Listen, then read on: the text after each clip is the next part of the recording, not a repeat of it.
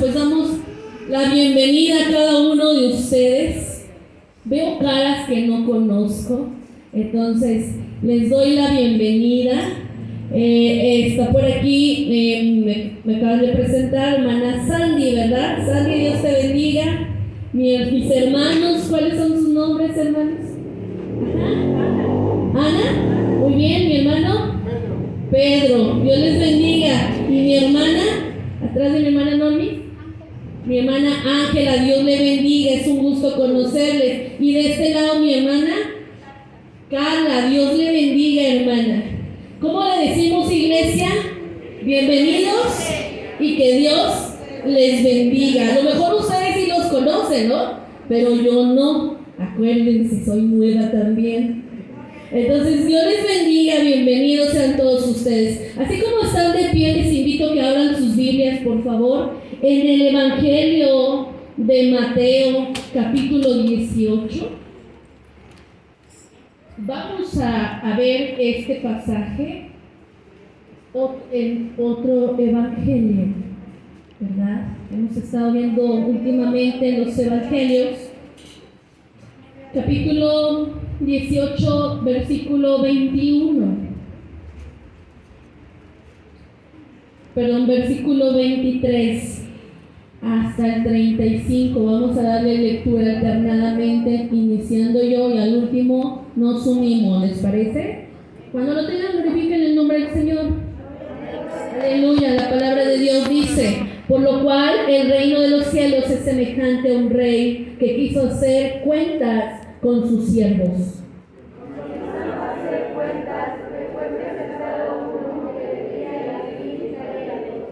A este, como no pudo pagar, ordenó su señor venderle a su mujer e hijos y todo lo que tenía para que le pagara la deuda.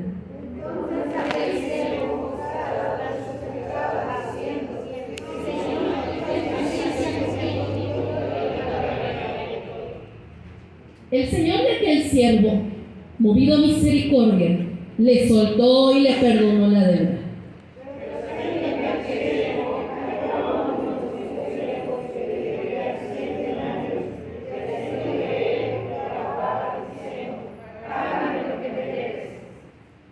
Entonces sus consiervos, postrándose a sus pies, le rogaba diciendo: ten paciencia conmigo y yo te lo pagaré todo. Mas él no quiso, sino que fue y le echó a la cárcel hasta que pagase la deuda. Viendo sus consiervos lo que pasaba, se entristecieron mucho y fueron y refirieron a su señor todo lo que había pasado. Entonces llamando a su señor dijo: siervo malvado, toda aquella deuda le perdoné, porque me pagaste.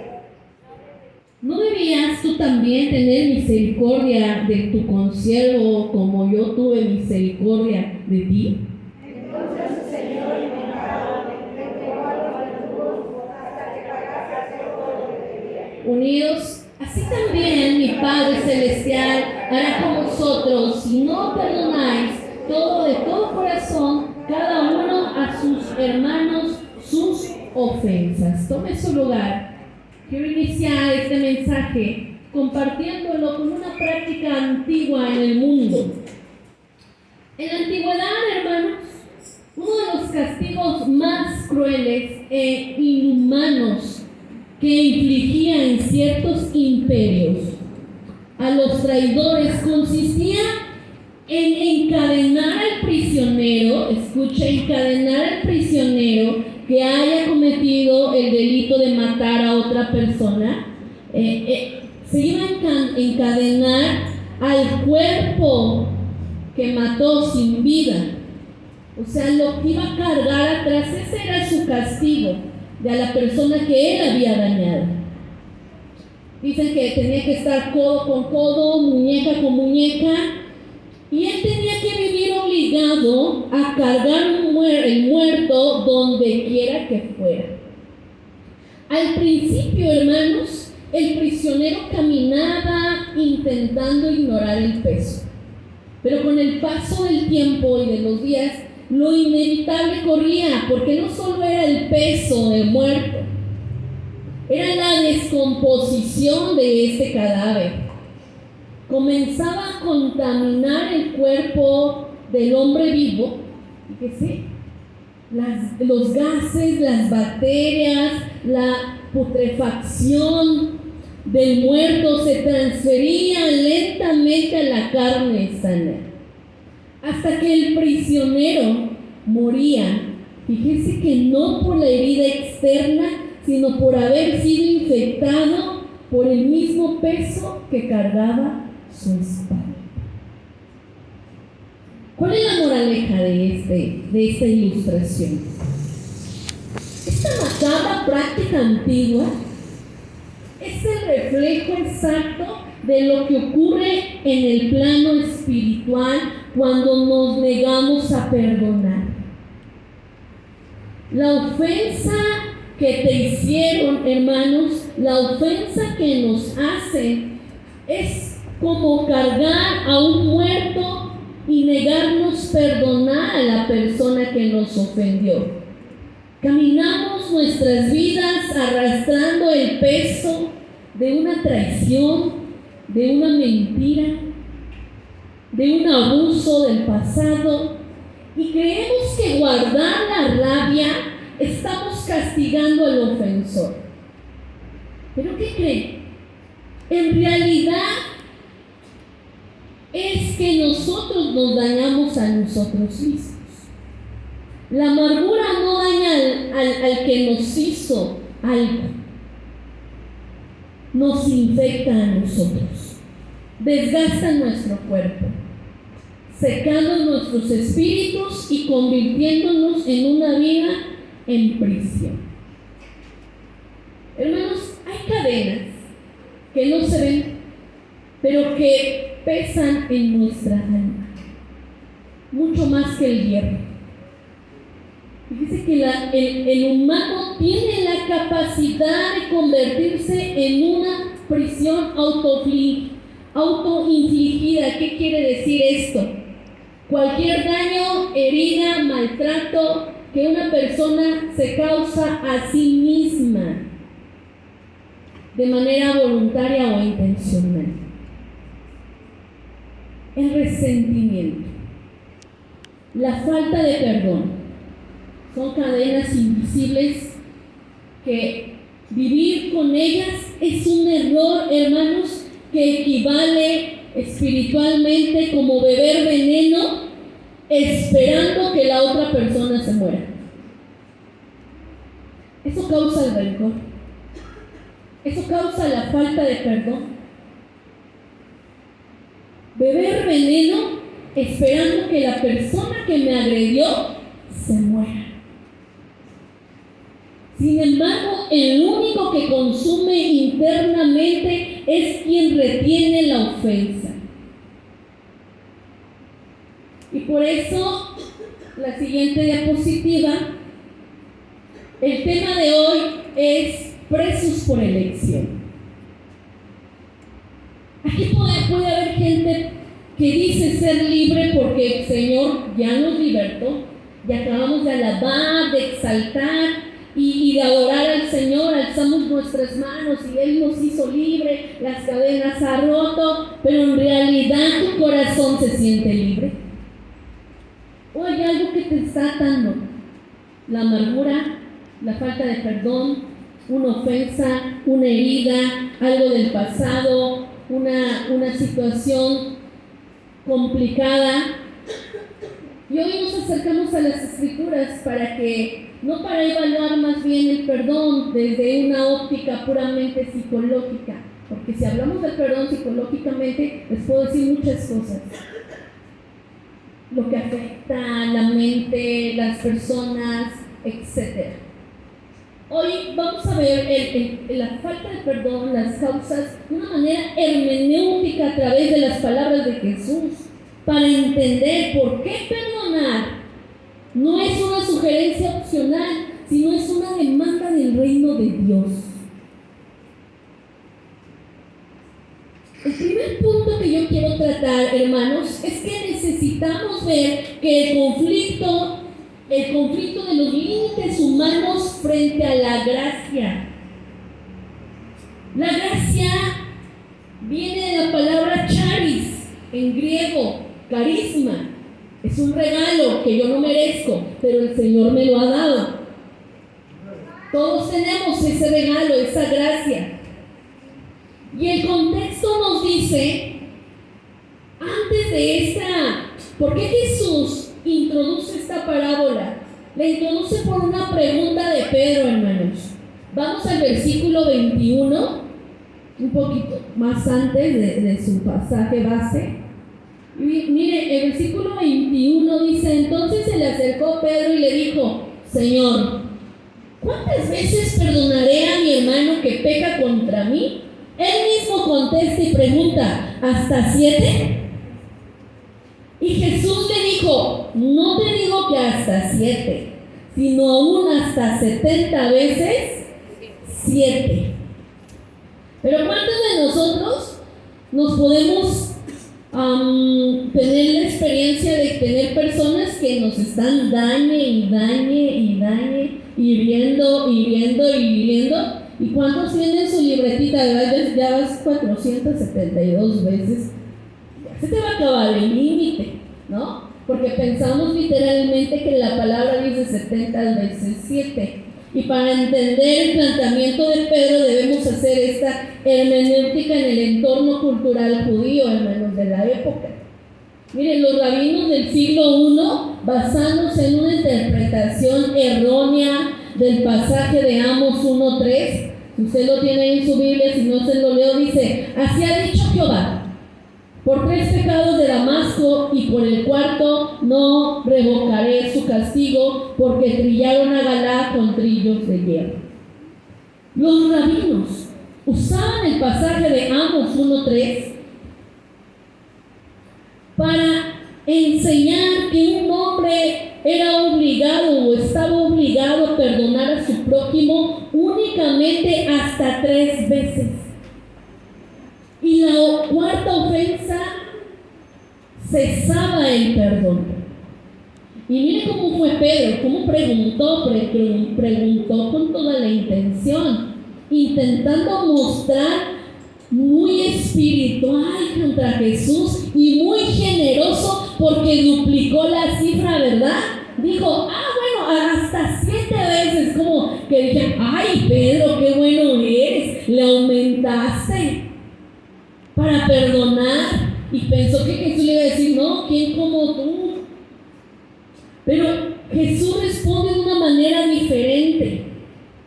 Fíjense que el 7, hermanos, no de forma cabalística, porque la cabalística es una blasfemia, es una herejía.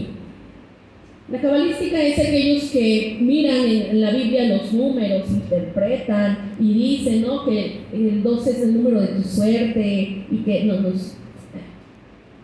Pero en Apocalipsis, cuando estudiamos Apocalipsis, hermanos, es necesario investigar si tiene algún simbolismo los números, porque Apocalipsis habla de números. Los 144, los 12, los 7, las 7 cartas, las 7 trompetas, los 7 copas de la ira del Señor, las 7 sellos, es por algo.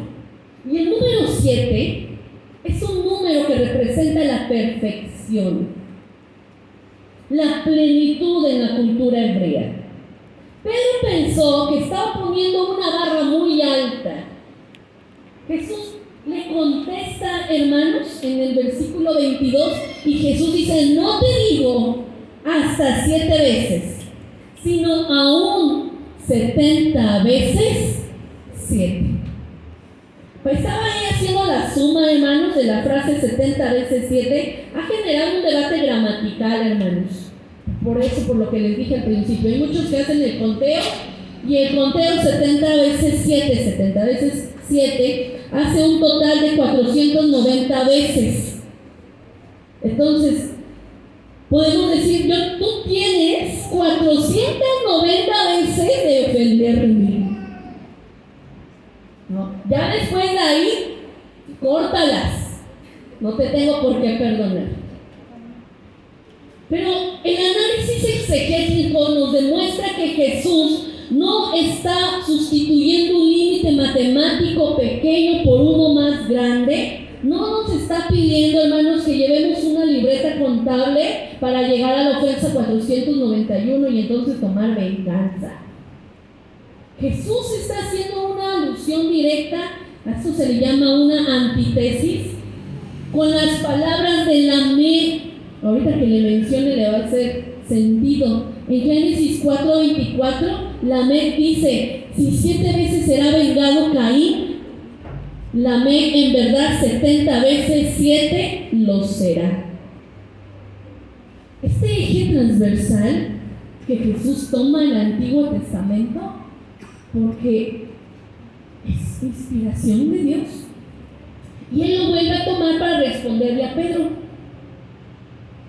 Lamec usó la expresión para denotar una venganza ilimitada y desproporcionada. Entonces Jesús toma esa misma estructura lingüística para establecer un principio del reino: el perdón ilimitado y desproporcionado. El perdón en el reino, hermanos, no se mide por cantidad, sino por la disposición constante de un corazón transformado.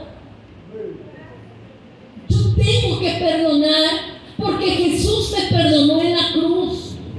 Yo tengo que perdonar porque todos nosotros también herimos a otras personas, intencional o no intencional, y herimos a la gente. Y yo tengo que aplicar lo que predico, hermanos. La siguiente mención que quiero hacer lo he llamado como la desproporción de nuestras deudas. Para ilustrar este principio, entonces Jesús, ya una vez contestándole a Pedro, entra con la parábola del deudor, ¿verdad? Los dos deudores, donde hay un siervo despiadado, ¿verdad?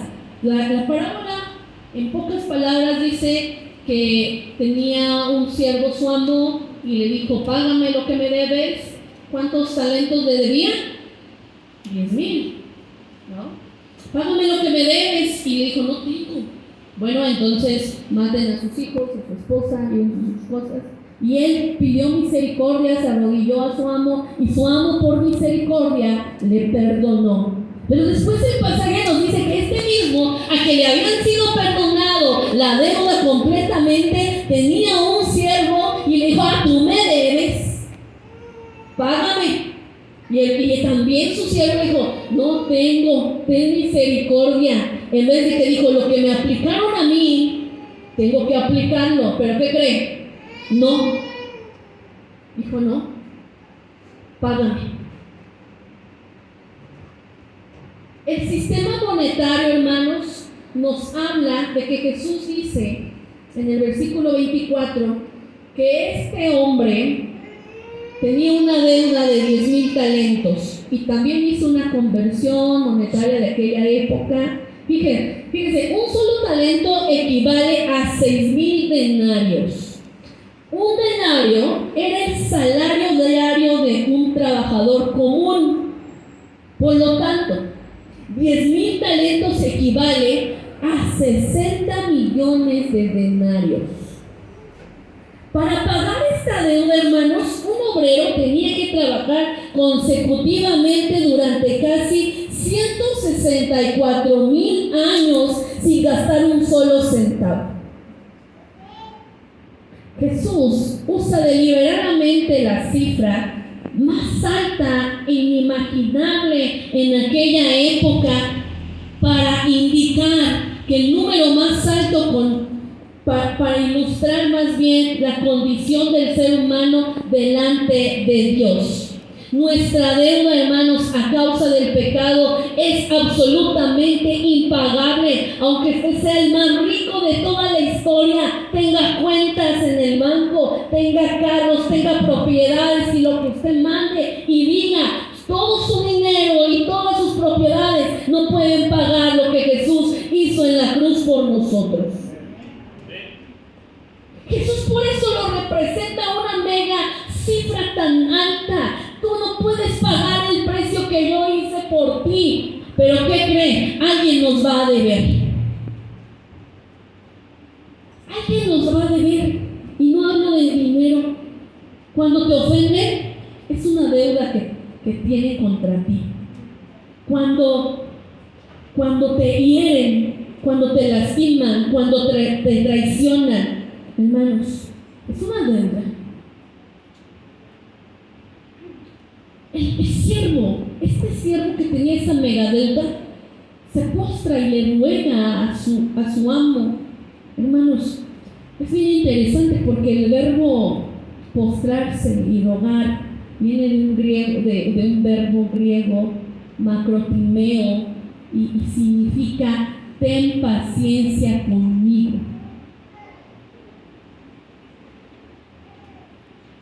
Prometiendo algo ridículamente, hermanos, porque si estamos hablando que es una cantidad inmensa, le dice, yo te pagaré todo. Nunca va a poder pagar. Nunca va a poder. Es imposible. Sin embargo, en el versículo 27 dice que el Señor de aquel siervo, movido en misericordia, un término que denota una compasión entrañable que conmueve las entrañas, lo soltó y le perdonó la deuda. La palabra perdonar es apiemi, hermanos, que significa literalmente cancelar, te dejo ir, remitir, soltar, ya no me debes absolutamente nada. La deuda fue completamente borrada por pura gracia. Pero nosotros, hermanos, ¿de dónde te sacó el Señor? Yo te pregunto. Y aun cuando hayamos crecido y nacido en una iglesia cristiana, seguimos fallando, ¿a poco no? Porque dice la palabra de Dios que nadie puede decir que yo no he pecado. Todos pecamos en una acción, en un pensamiento. Hermanos, pecamos si alguien nos habla y le malmiramos.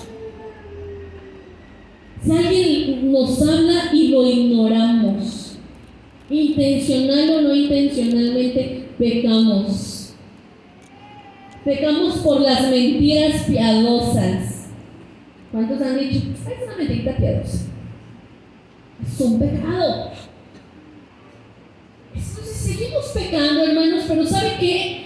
La sangre de Jesús sigue vigente y nos sigue perdonando. Cada vez que nos arrodillamos y le pedimos perdón al Señor como Job, Señor, perdóname por mis pecados y por si estoy pecando y no me doy cuenta.